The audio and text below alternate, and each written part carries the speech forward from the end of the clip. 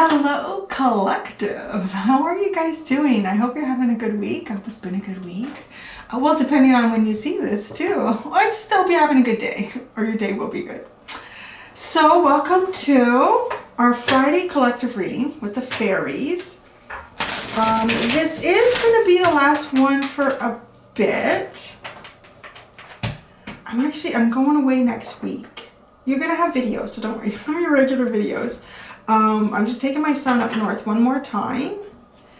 And then I'm going to see how things go. I still want to do them, but I know they won't be premiering Friday mornings early, just because here he's getting ready to go back to school. So I need to be doing things Friday morning. I don't know how. I don't know how I'm going to do it for like 6 months. Although I have to say, no, this has been the odd time I've had an early morning dentist appointment or to go somewhere, be somewhere by certain. I'm finding to be in an appointment by 10 o'clock. It's not easy. It's not easy. So, you know, like working from home and not having to get someone to school at a certain time. So that's going to be interesting. So I want to say this is definitely the last one for August.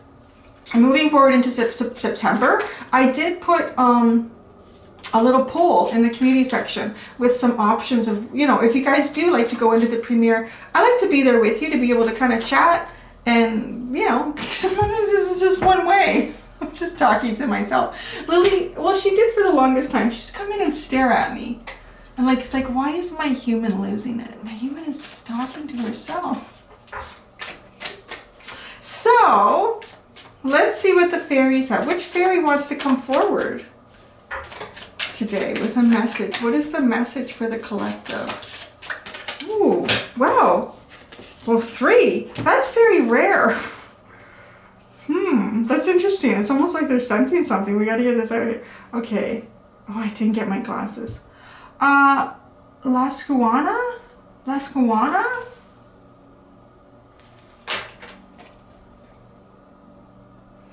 Jiu the Slow. Jiu the Slow. Oh, and I like this one, the green woman. She's my kind of girl. She's very sassy. She's very sassy. Okay, so let's go into what we have. Oh, the numbers too are 39, 43, and 23. If anyone is paying attention to numbers or those mean anything. I'm going to kind of, because we have 3 here, I'm going to leave, you know, yeah, okay. I see, yeah. I'm going to get just the basic explanation of each one and what they represent. And then I'm going to pull, I was compelled to go to the Good Tarot today. So I'm going to pull a card out for each one of these fairies and see how we connect the message. So 39 was the first one that came out. Lascuana, the sunken treasure, discovery of self and adventure. Okay, the realm of Lascuana, the frog queen, is extensive, both below and above the waters. Fairy waters are made up of human emotions, sometimes beautifully clear and sparkling and sometimes disgustingly murky. Different fairies are attracted to different waters. You would hardly expect to find the soul shrinker or old glominous doom happily splashing in clear or sparkling waters. Although you might find Nellie's, the alchemist, at a murky pool, holding her nose as she waves a clarifying wand over it. Most of the bright fairies avoid such places. However, Lascuana knows that there are treasures lost in disasters or abandoned by pirates to be found in the murkiest of waters. Ooh, that's kind of like real adventure.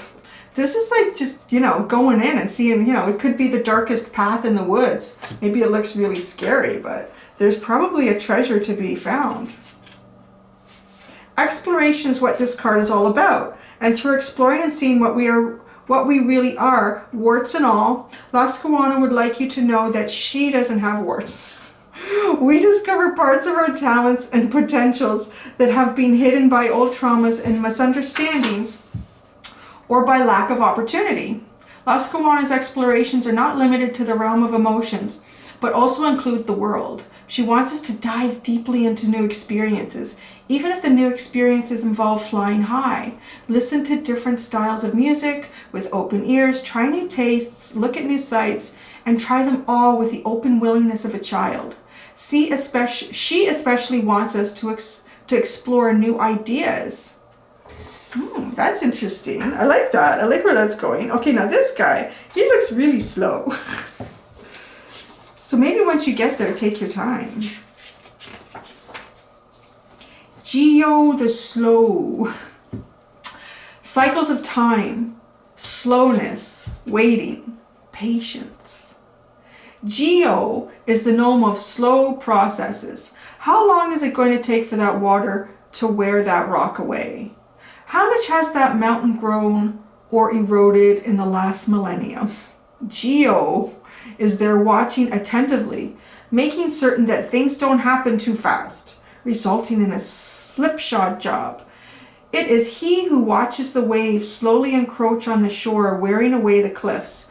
Elsewhere, to keep things in balance, he watches certain mountains slowly grow taller.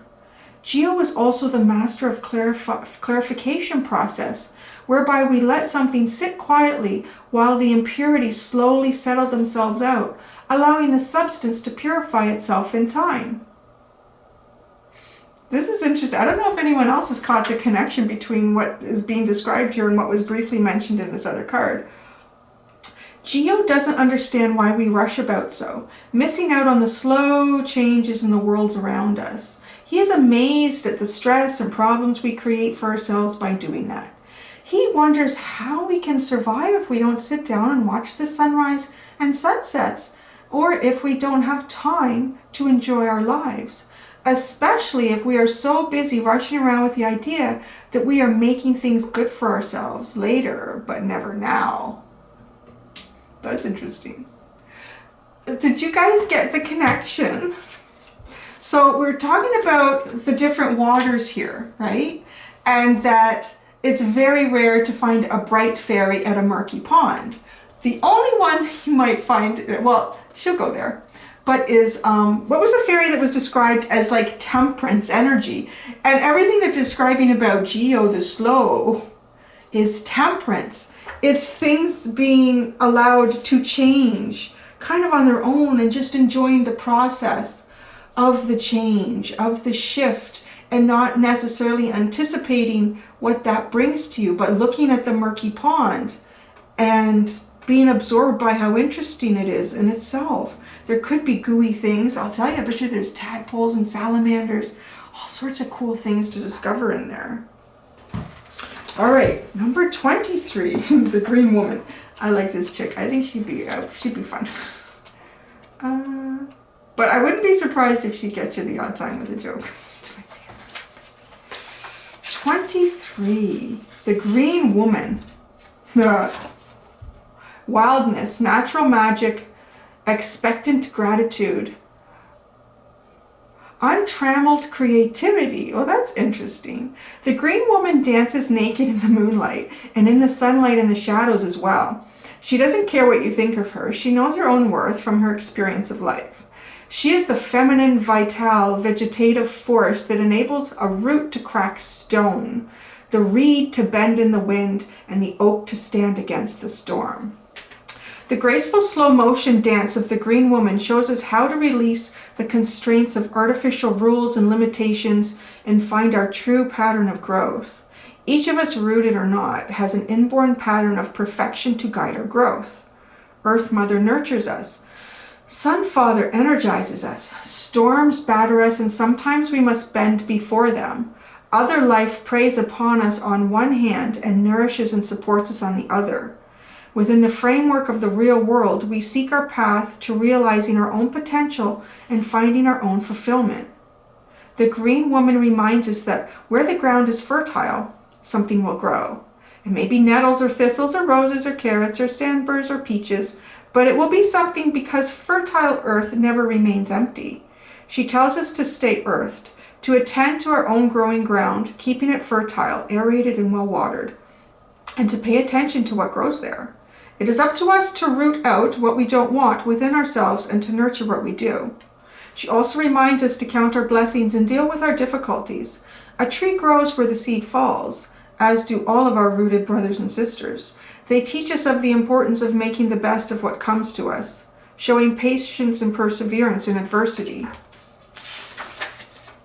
When a plant is thirsty, it can only do limited things to assuage its thirst. Like slowly driving its roots deeper in search of water, but mostly it must wait for water to come to it.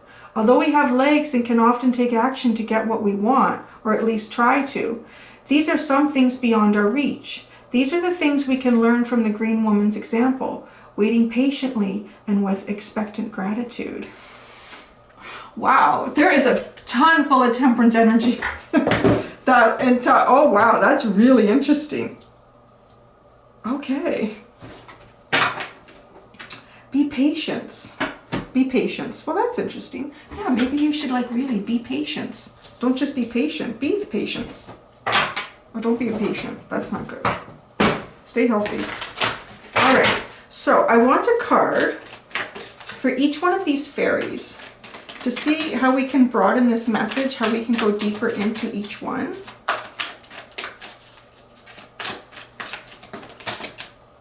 Okay.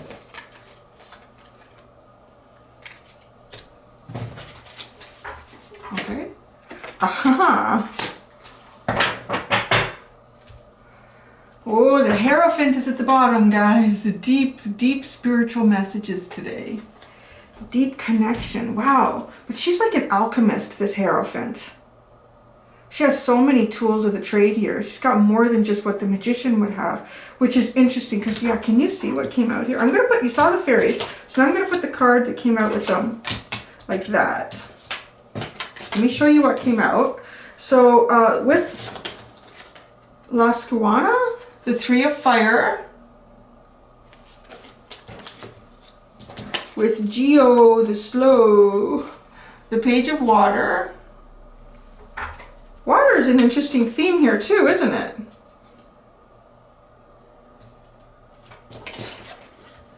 And then the Green Woman is with the Magician. And look at, he's all full of green too. Yeah, water is an interesting connector to all of this. Patience in water. Patience in water. Because we had the murky water, the clear waters.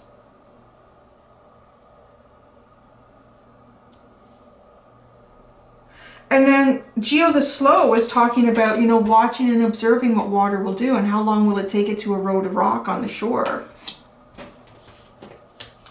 And then the Green Woman is talking, you know, it's very interesting that a seed falls where it does and it can't complain that it didn't fall in the best spot. It does the best with what it's been given, and it can't. It has to wait for the water to come to it. So, interesting message in how that's coming through here. With the Page of Water sitting in the middle, the Fire and the Magician on either end here.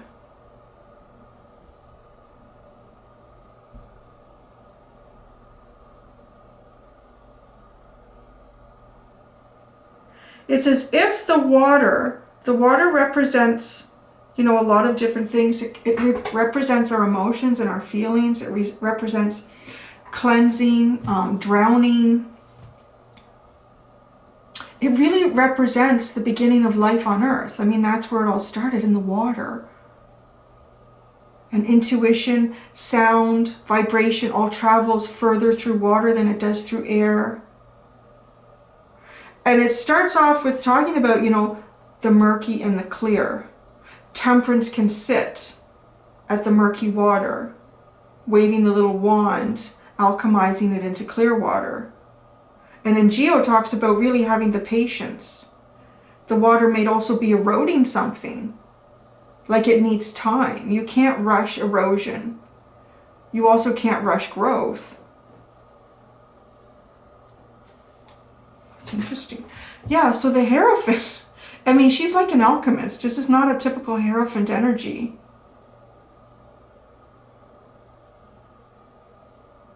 Her hands almost look bound above her head here. which is an interesting representation as well, just in terms of the feminine energy on Earth.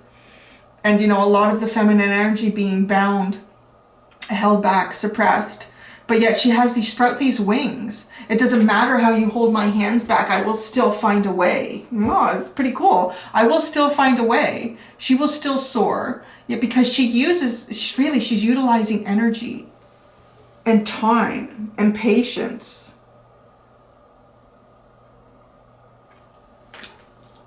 So that was the underline. The Hierophant was the underline. Yeah, I'm not supposed to read these cards like this is like one thing. Okay, yeah, I was about to pick this up and you know, just tell you what I'm getting right here. It's not that today. It's alchemizing all three of these. And I'm trying to remember, guys, I don't think we've ever had 3 fairies come out at once. Last week was the closest, where I was just, the first card talked about another card, and it just, the whole story came together with both those cards. But these 3 came out on their own. I find this quite interesting, the Green Woman, and it's fascinating, the Magician. So we're having a depiction of feminine and masculine energy, and the Magician is full of green as well. It's kind of like a different way of manifesting, alchemizing energy and time. Oh, his hands are holding, it's not easy to see. His hands are holding like green energy. If you can see that, maybe I need to get closer. Do you see that at the bottom? Like, yeah, he's creating something. It doesn't even look like a crystal ball. It looks more like magic energy.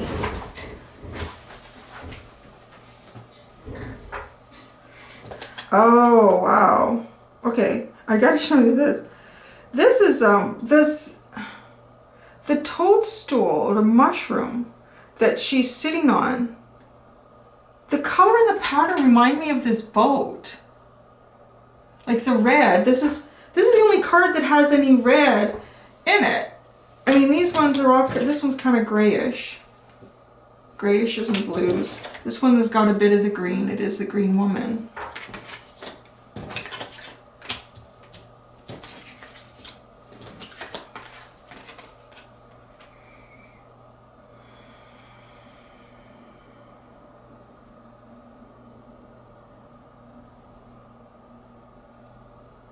It really does seem like a journey, and I don't know if part of it is talking about like the journey where we all started with the fairies, like sort of this dark, murky water, and moving it towards something newer and fresher, and it takes time, and it's taken time.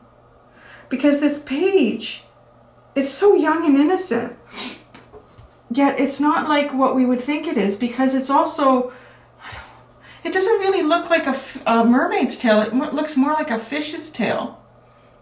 It's a very like Piscean sort of energy for me. This slow transformation from the murky to the clear.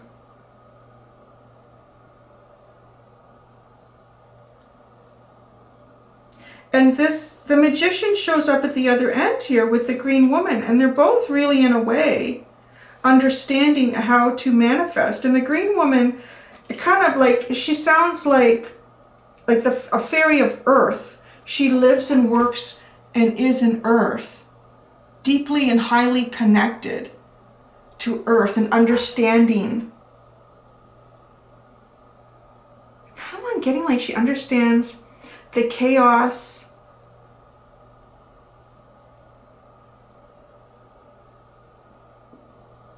there's a pattern in chaos somehow that comes to be understood as we move through the murkiness into the clarity.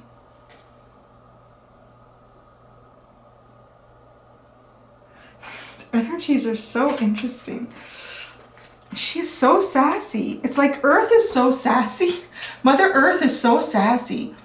But that this masculine energy here, it's a transformation. You know, I get, he looks a little stern. That's the one thing I'm getting here. This masculine energy is looking a little stern, and she's kind of sticking her tongue out. at it. And I think it's just a reminder, like, because we all have masculine and feminine in us, but we look at Earth as feminine, like Mother Earth, Mother Gaia. And we are all from mankind. It's a little bit like, you know, don't get too big for your britches, because it's just going to stick your tongue out at you. It really, you know what? If it's not getting clear enough for you fast enough, I'm sorry.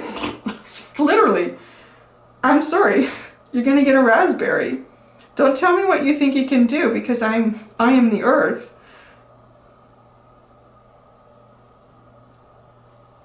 It feels like if you approach it more like the page, you're speaking the language of the green woman. Because the child would get the raspberry, they told you, they give it right back. Yeah, we're fine. You too. My mom and my son do that.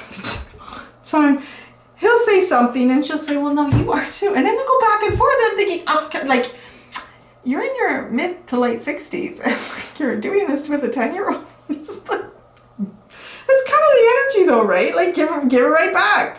Give it right. But you have to be on that level. You have to be, you have to allow this very innocent child in you to come out and, you know, not avoid the murkiness, because it's going to get your white boots dirty. It's just going to stick your tongue right out. It's going to make sure a bus goes by and splashes you if that's your attitude. I'm kind of getting that. Don't be afraid to enjoy the murkiness. Don't be the least bit afraid to get into the murky water. I mean, really, the murky water too is where all the nutrients are. The clear water doesn't usually have as much nutrients. It might be higher in oxygen levels, which is really good, but just because it's clearer doesn't mean that it produces more growth or more abundance. It's a little bit like the fertilizer of life. And to remember that. You can't get past that. I really get that. Like, you can't get past her. You can't. There's no way. The green woman, she's running it. She's running the show. Just remember mankind.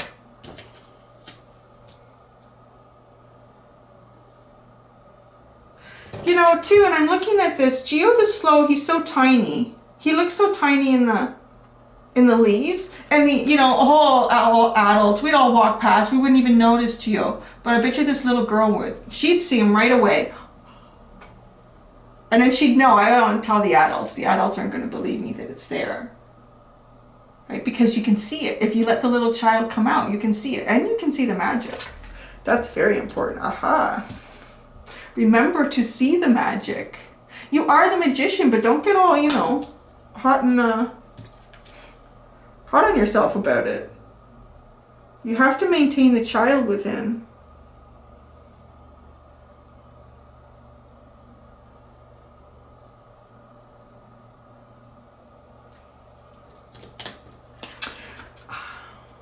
I see this as this transition as well. I see this as the feminine energy within all of us in this 3 of fire, wanting to grow and expand, and realizing the growth and expansion actually takes me back to who I always was, which is the page, this page of water, playing in the water, and no sense of time. That's the other thing that I find is interesting with Geo the Slow, and the child images with Geo the Slow, because, you know, think about when you were a little kid, you had no concept of time. The only really concept that you had was, I'm starting to get hungry.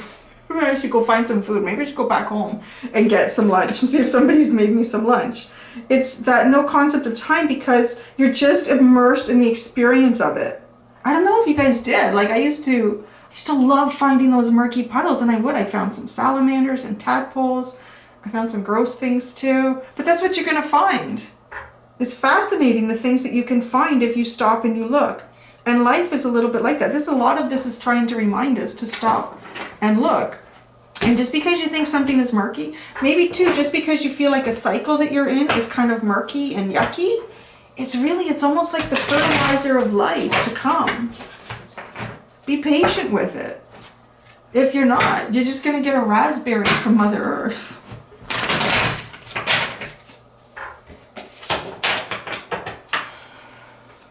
Oh, now this is, which tarot was this called? Oh, the Light Seers. It's been so long.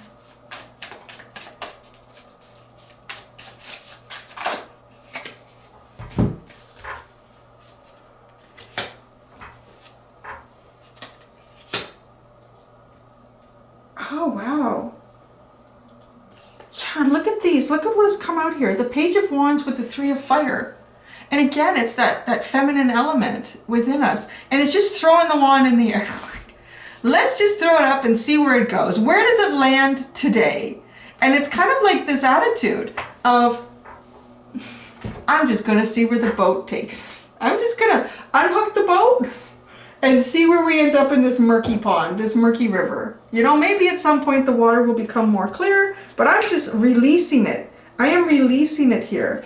And the victim, look at the Six of Wands is with the Page of Water, and that's what it is. That's exactly what it is. It's a little bit like getting rid of all of the heavy things of being an adult, all that adulting stuff that weighs us down, and finding the little child again and learning to enjoy and experience life, because that's what we came here to do, and that's what we do naturally when we're here. What can I learn? What can I explore? What can I find? What kind of mischief can I get into today? But then, you know, our man-made world pulls us further and further and further and further away from that energy. But once you find it again, I mean, that's where victory is. That's where you find yourself. Because she's standing there. There's no one else around. You know, it's an interesting Six of Wands card. Well, there are some big hands, but you don't really see. They almost look like ghosts of hands. And I like that, because I always like to think that the biggest victories you find in life are the ones that you conquer on your own. You know, is the darkest night and you have to push through some heavy energy or emotions within you, or you got yourself through. Often the biggest achievements in life, even if you've achieved some, like maybe you've received a big promotion, but you were the one that was always working late, or you sacrificed a lot of stuff, whatever it is, you were the one that was pretty much doing that. And here it's like, this is your reward. And you really don't need to celebrate this with anyone else except you and the universe. So the Magician with the Eight of Pentacles. This is so fascinating. All of the interesting things she has around her. It reminds me of this Hierophant card. Like, it's not, you don't really see it like a table. I'm guessing there's a table there. But mortars and pestles, maybe singing bowls, books. She's got aloe for healing, a candle for magic. She has so many different elements here to work with, right? Because it's an Eight of Pentacles to work with, as is the Hierophant.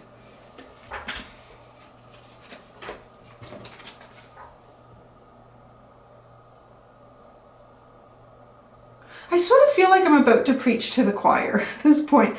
But, I mean, she's incorporating so many natural elements here to work with. To heal, to develop things, to share things, to grow, to learn. It's these natural elements.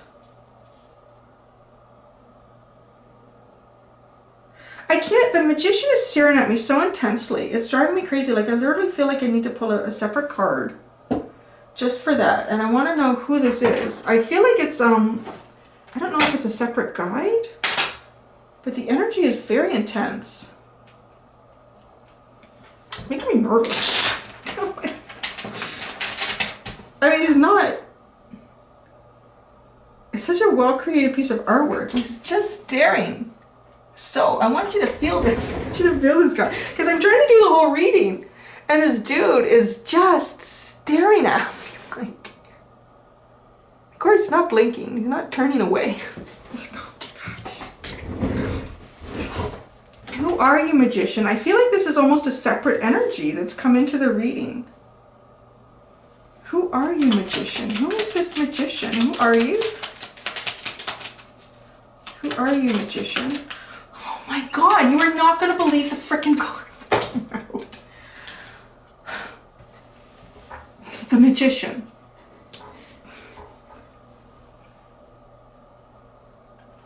Interesting, because we have two ones now, 1 and 1.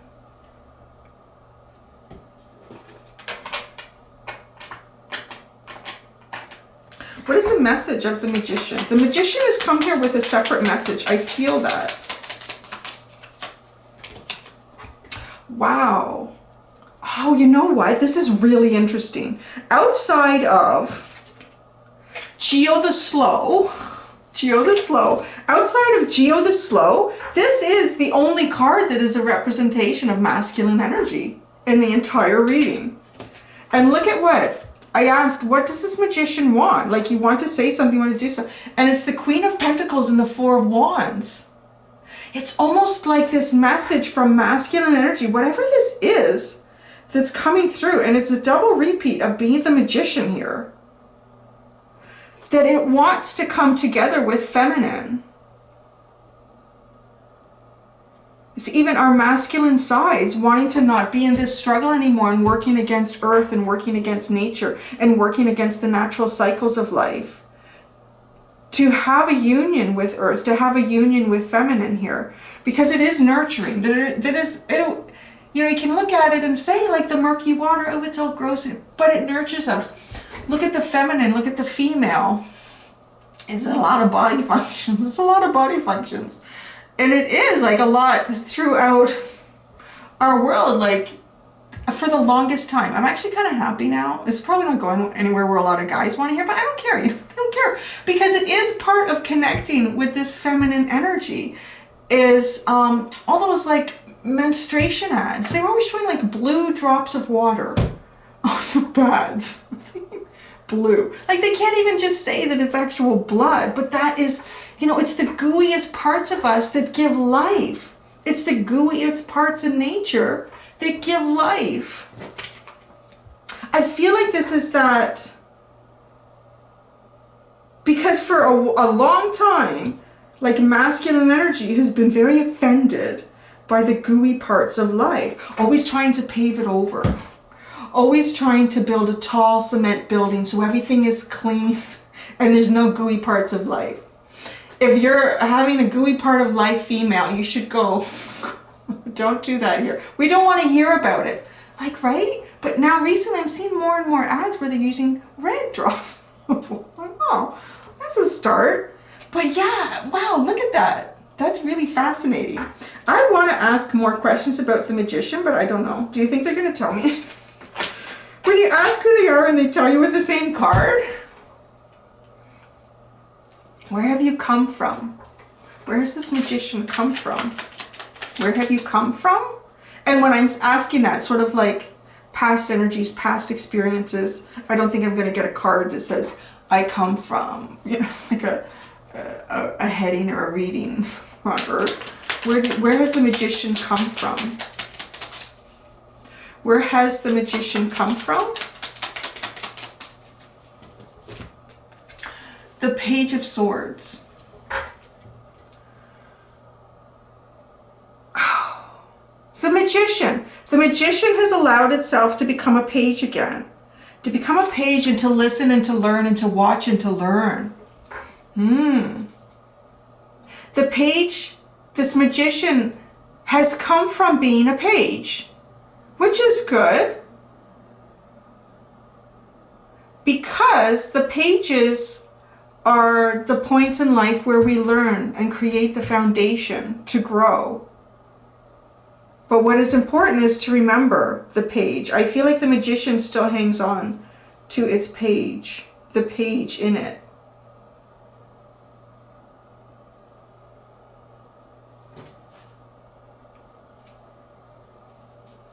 Let's ask about the Green Woman. The Green Woman. The Green Woman. Specifically, the Green Woman to speak at this time.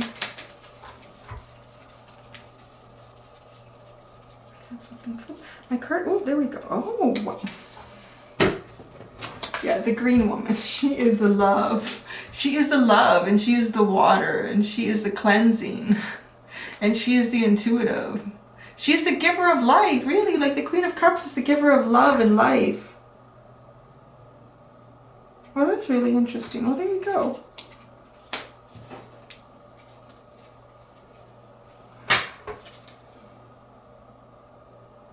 I want to get a card to go with the Hierophant. I'm going to ask for a card. I love this Hierophant card.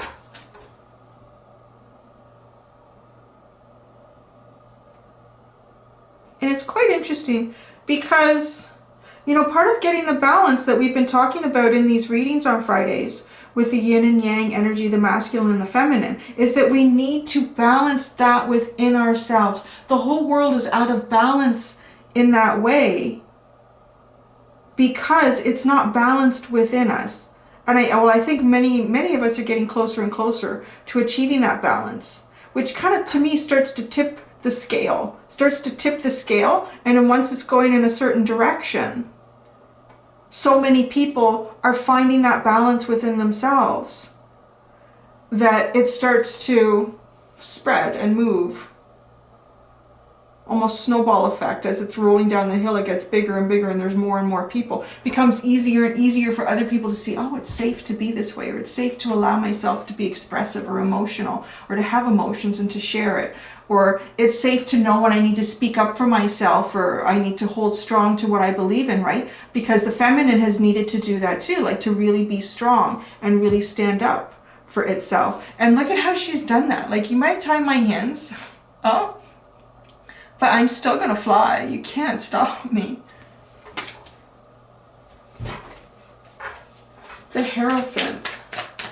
This Hierophant card in particular.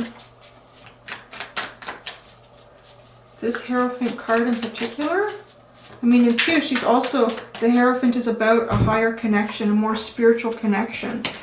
Oh, it's taken a long time and a lot of things. The Knight of Pentacles. Very grounded. Very, very earthy energy. The Hierophant and the Knight of Pentacles. I love this Knight of Pentacles card because to me it gives such a wonderful explanation as to why the Knight of Pentacles is often slow.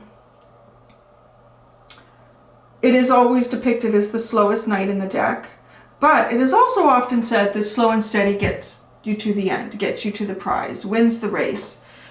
There's all these pentacles that are sort of almost falling away to me with this knight, and it's almost like burdens from the past, things that I've accumulated over the years, adulting, and releasing them.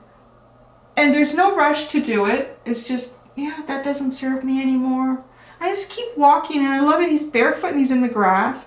He's very connected. It's almost this journey of releasing the concrete world and connecting again to where you come from.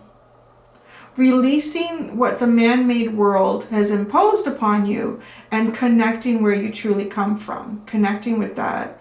And what's so beautiful is he's not even riding the horse. The horse is his companion. But he's strong enough to ride. Why should he sit on the back of nature? Why can't he just be a companion with it? Why can't they just walk together? It's really beautiful. And it is also beautiful that this Hierophant is like this Knight of Pentacles, almost like the Hierophant, this feminine energy, this feminine Hierophant has been waiting for masculine energies to drop these burdens. Like the feminine energy is seeing that this isn't your higher good. This isn't for your greater good. And because it's not for your greater good, it's not for anyone's greater good. Release some of these things that you cling to, that you were never born with. You know, we all are born naked and we all die naked. We come with nothing and we leave with nothing. How much of that you choose to carry around with yourself, you know, may even slow down your journey. It's reminding me of the Scorpio reading. Yeah, that just, what's today? I'm trying to think about today. Because I always like pre-record. I always have to be a couple days ahead because of all the processing and editing of the videos. Yeah. And it was such a different kind of message. It did a big part of it. Talked about, too, like emotional shopping. Because when we buy things, and it was kind of an interesting message that came in, when we, there's different ways to, try to make ourselves feel better. If something has happened that makes us feel down or sad or disappointed, I mean, one of the healthiest ways is to really just spend some time on your own and try to look at it. Try to see the part you played in it. Try to be gentle with yourself too, and know that it is just part of your journey. Even if you didn't pay attention to red flags in the past, or if you had some sort of intention and it didn't work out to what your greater good really ended up being, these are just journeys along life. It's just lessons. Like, don't be hard on yourself when you look within either, to release baggage, release sadness and disappointment, and forgive yourself and forgive others. So I mean, it sounds so easy to say all that, but it's not. And a lot of other people will, people will make the choice of not looking at that. I'm going to just go out with my friends and party all the time. I'm just going to keep myself happy, but it's artificial happiness. At some point that's going to come up, or you're just going to not learn from the past, and you're going to take all the mistakes that you made from the past and put it into the future again. And shopping came up as one of them. And, it's probably one of the healthy or unhealthy ways of trying to artificially transmute feelings and energy that you need to work through, as opposed to drinking or doing drugs or being promiscuous, or however that could play in the gamut of things. And obviously I'm not judging, like, you can do all of those things, but if you're doing them specifically because you're trying not to look at something inside yourself, that's not healthy. But yeah, because every time we buy something, if that made you feel good to buy it, and it kind of suppressed the energy that you didn't want to look at, the feelings you didn't want to look at, you now have an emotional connection to that. You may not even need it. And then you do that enough times, you end up with a house full, or a home, an apartment, whatever you have, full of things that you've put artificial emotional connection to, and they artificially make you happy because you never looked at what was inside. You looked at something else to give you happiness, however that plays out. And you can even do that with people and relationships too. So you looked at something else, and you're not really the Nine of Cups because you're dependent on those things to be happy. But what ends up happening is they end up becoming all these things. They become burdens because you feel so responsible for them, because you have an emotional connection to them. They become burdens, and you can't get rid of them. Well, you can't. I push shit in bags all the time and get rid of it. I love doing that. I really do. Because it's great. Because you end up being left with just the things that you need or are really special to you in a real way.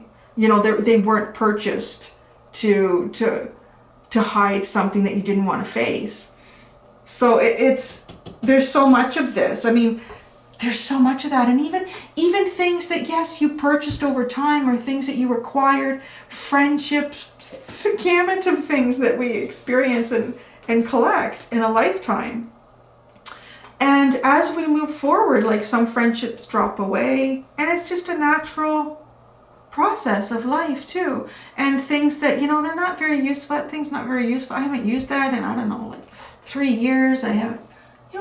Donate it. Someone else may want to use it, or do an emotional shop with it, whatever it is. So even just looking at, no matter how little you put what's into your life, but always looking at it. Always looking at it and trying to keep these things from interfering with your connection between who you are and your real journey, I think, yeah. Who you are in your real journey. What did we end at the bottom? Wow, the Knight of Swords. I love this guy. He's one of my favorite. He's just running. He's just following spirit. And he's like, I'm going to go just as fast as you. I'm getting on that bike and off we go. We're going to find the truth. We're going to find some new things here. I'm going to follow you. Let's see where this goes. And that's it. There. That's so interesting. I feel like I should pull out a final... It's kind of like, because I know it's going to be a little while before we come back to this. I'm assuming we are coming back to this. So I want to pull out an oracle card. Which one? Oh, I know. Another fairy deck. It's so funny, there's a bunny. I don't know if you guys saw us. The image still for the Leo reading this week was so weird. I don't know what happened to that still. It looked fine when I was processing and uploading everything. And then even like in the background on my YouTube channel, it looked fine. And then I'm seeing how it's displayed live on YouTube. And it's weird. There's like these multiple hands coming through the image. And then I look like either Nanny McPhee or a bunny. This huge, or a beaver. These just, and it's funny. Because like, I think I'm going to be part of the conspiracy theories now of like all that reptilian stuff, shapeshifters. But it's a new species of bunny. It's a new species of bunny. It's funny that there's a bunny there. I'll tell you, I'm pretty human. I'm shapeshifting, I don't know. I don't know it. Oh, what a beautiful way to end. Oh, it's beautiful. Oh, it's so gorgeous. Hope. I'm going to tell you too, this is my favorite word because when there's nothing else, there is always hope. And I'll read it to you. Hope is always there, even if we can't see it. Optimistic expectations can help change a negative situation into a positive one.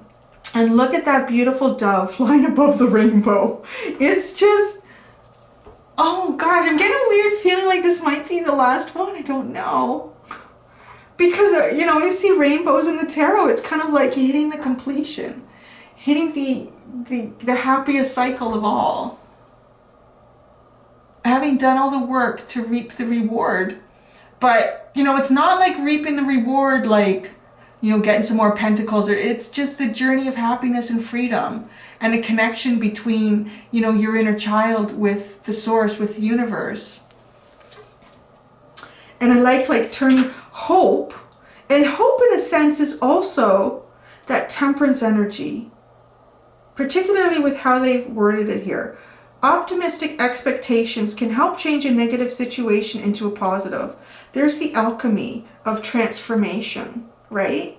And that's the alchemy that they talked about at the very beginning with the murky water and the clear water. What a beautiful way to end that. Hope. I love it. That's such a pretty word, isn't it? Yeah. Okay, there we go.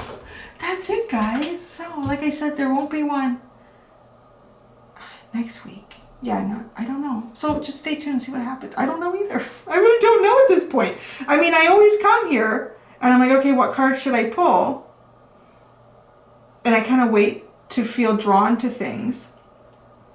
And I also do wait to feel drawn to do this. Like, I don't take this on as saying, okay, this is part of my channel. We're always going to do this. We have to do that. I expect that we do. So I come and I sit myself down and I get ready to do the reading. And see if I'm called to pull them out. So we'll see what happens. So guys, here we go. If this is the end, I think this is a beautiful way. But it could also just be the end of a cycle. Something will be changing after this. I feel like maybe, huh? Something will be changing after this. All right, guys. Thank you so much for coming into the reading. I hope you enjoyed it. I enjoyed connecting with you. Chitty-chatting in the premiere.